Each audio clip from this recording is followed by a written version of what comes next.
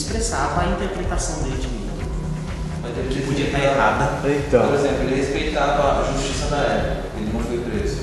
Por razão utilitarista. Não ser preso. Não ser preso.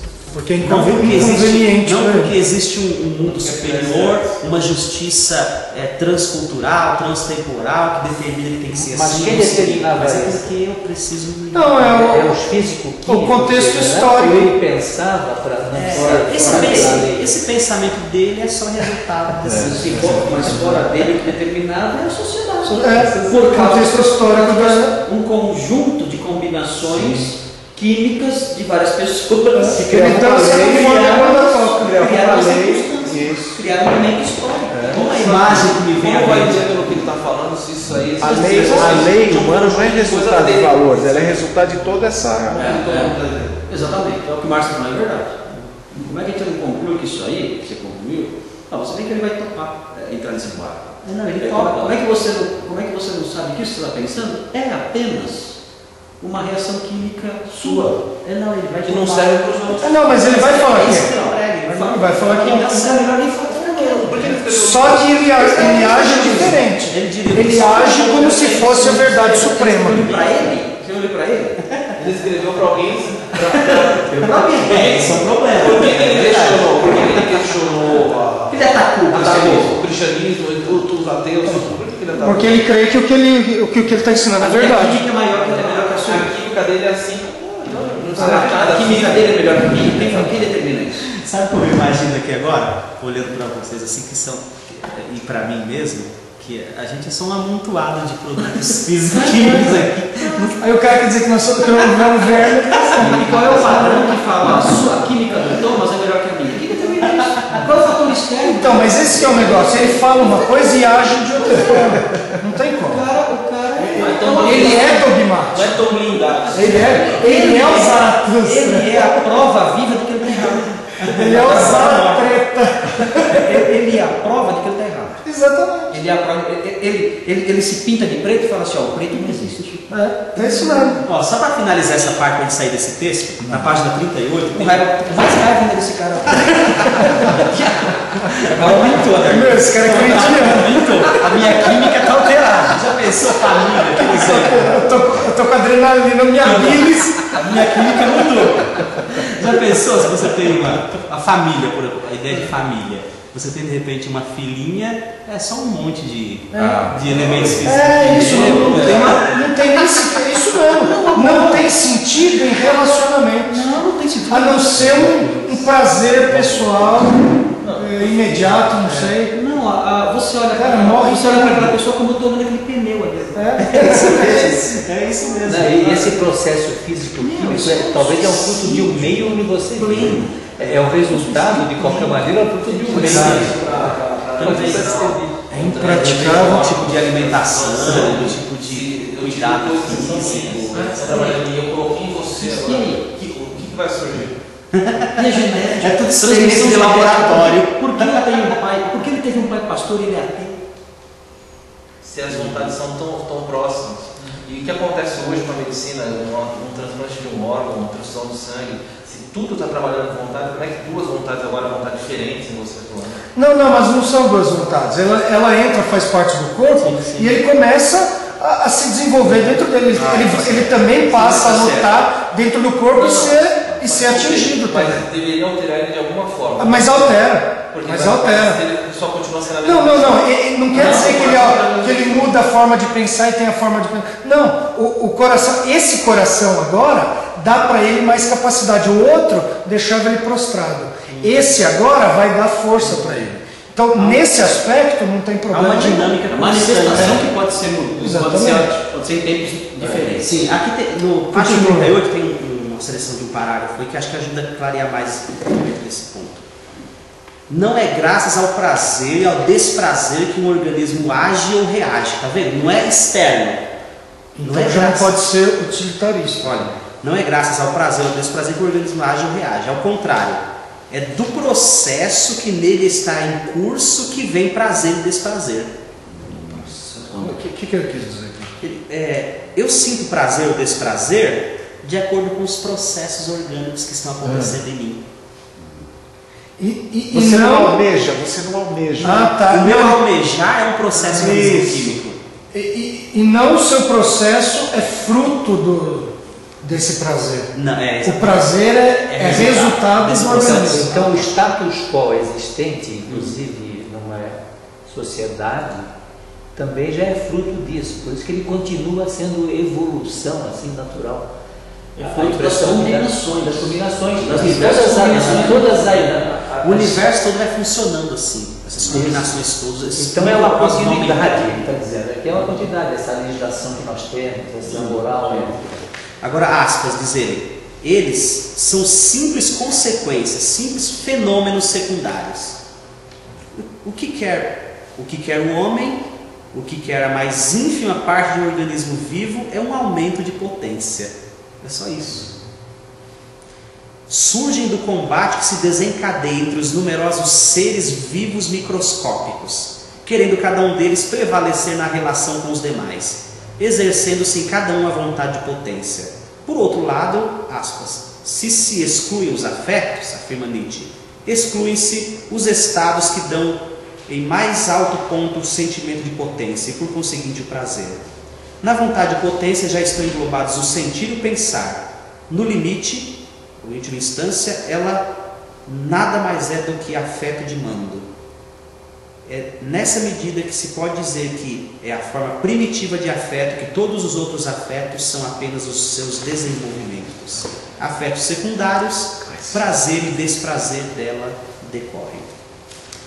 Pois bem, então essa ideia de vontade de potência que ajuda a gente a entender, é uma das chaves para entender o pensamento de Nietzsche. Para saber mais sobre isso, vocês vão ficar com esse texto aqui, vai dar para dar talvez no momento oportuno, eu ler um pouco mais. Mas foi boa essa nossa conversa para a gente... Não, clareou. Pensamento. Não imaginava. Não tinha nada a ver com o que eu imaginava, com o que a gente lê de fato no manual. Vamos lá, não vai dar para achar assim. Não dá.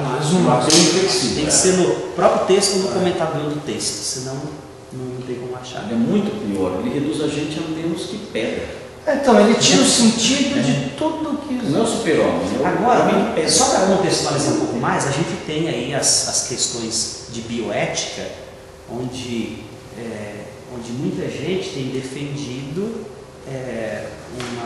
uma ética bem reducionista do ponto de vista de que tudo é físico-químico.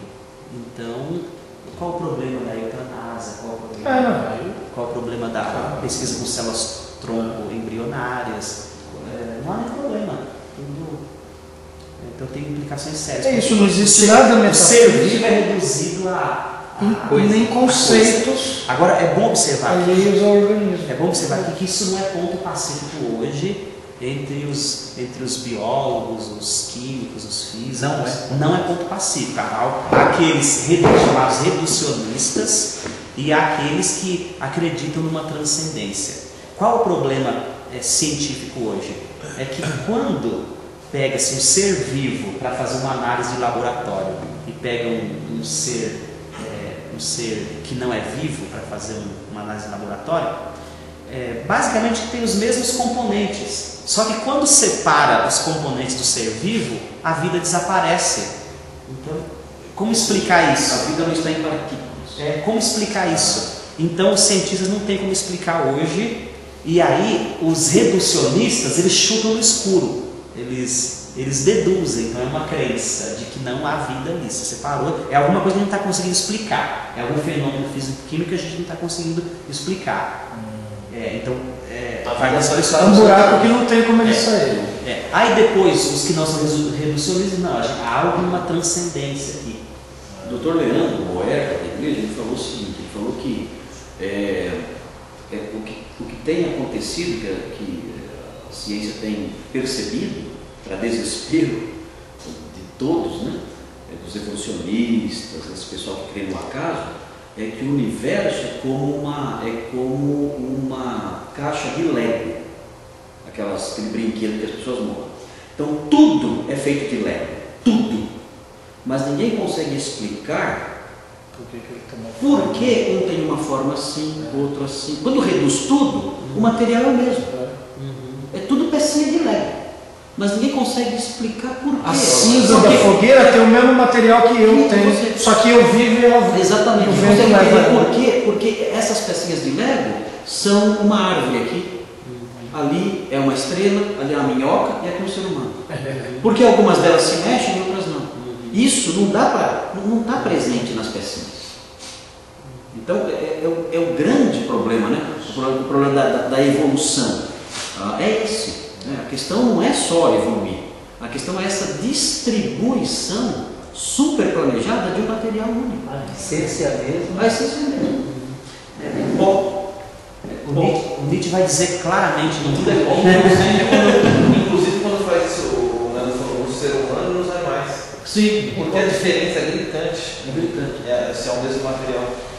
Tudo é o mesmo material, só que tem lá um bicho que muge, não faz nada. Como você falou, que né? roste. E ali tem um O homem vira um macaco, mas se pega o rato, o coelho, não tem macaco tudo igual. fazendo. Então, o Nietzsche vai no texto, ele vai deixar bem claro que não há diferença entre o ser vivo e o não vivo. Para ele, a composição é a mesma. Isso ele está certo. A composição é a mesma. Ele está num momento histórico E a biologia que a biologia é muito básica. Né? Mas hoje a biologia reducionista também diz a mesma coisa. Não há diferença entre o ser vivo e o não. Quer dizer, tem alguma diferença que a gente não está conseguindo explicar, mas é possível explicar do ponto de vista puramente físico. Não é possível. Eles não conseguem hoje, mas acreditam, aí vem a crença, acreditam que é possível, só que a ciência não chegou até lá ainda. Vai chegar um dia. Isso para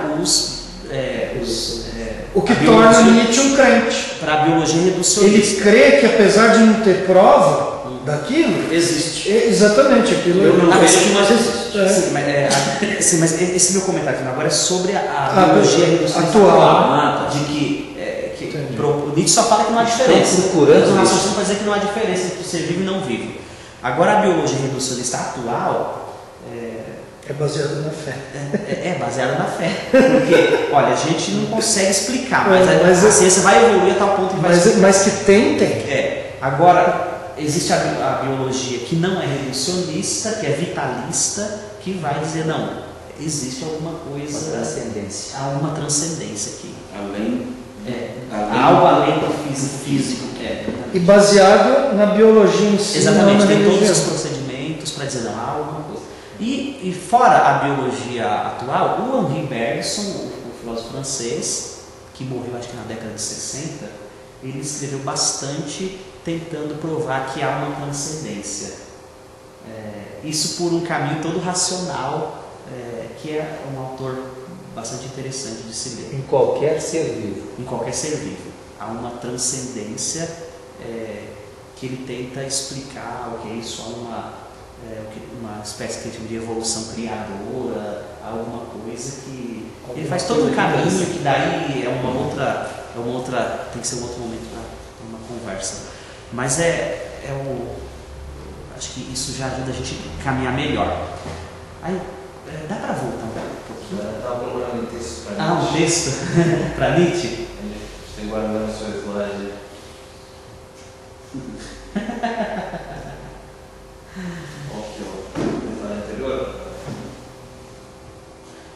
O pensamento, o eterno retorno, aquele slide que você tinha deixado por último.